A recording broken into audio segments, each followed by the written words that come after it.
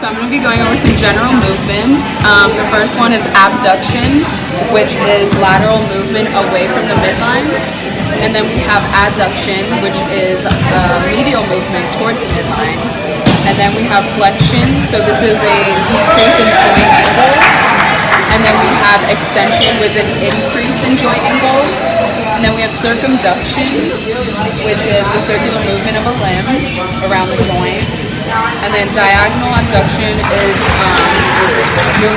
abducting the limb in a diagonal plane. And then diagonal adduction is bringing it back to the midline in the diagonal plane. And then we have external rotation of the elbow here and internal rotation. I'm going to explain what is origin and insertion of muscles.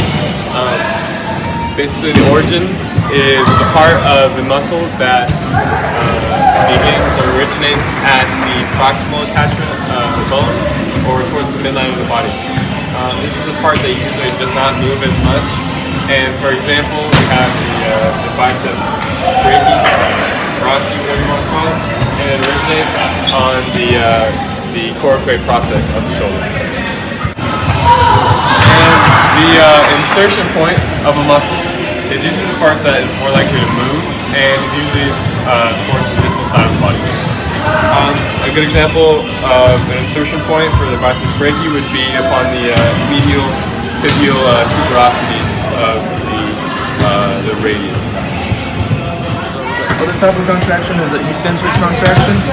So if Jessica was to flex her knee and then I would apply some resistance, so her trying to extend her knee, it's actually it's actually extending the hamstrings, which would be contracting eccentrically.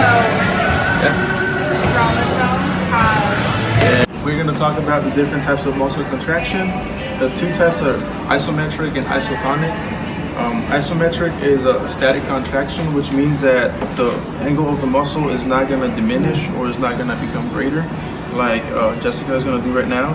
So she's going to flex her knee joint and she's going to extend it a little bit, and then she's going to keep on doing it. She's going to keep it right there, and if we applied a little bit of resistance here, that makes it a static contraction.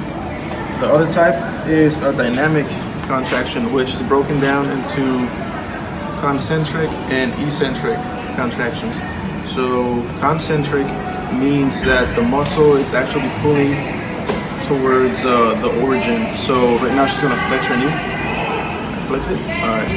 So that's a concentric contraction. There are three planes of motion. The first is going to be frontal plane, and it divides the body from front and back, or anterior and posterior, and the axis of rotation for this is sagittal. And moving on to the second plane of motion is sagittal plane, which divides the body from left and right, and the axis of rotation for this is going to be frontal.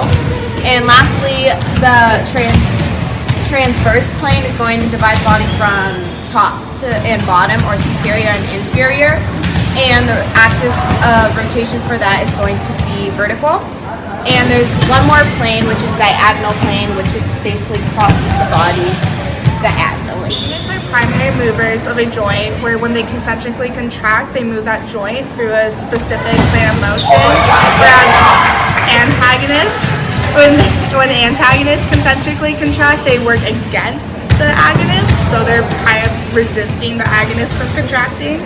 And then there's stabilizers, that when they contract, they stabilize and keep a bony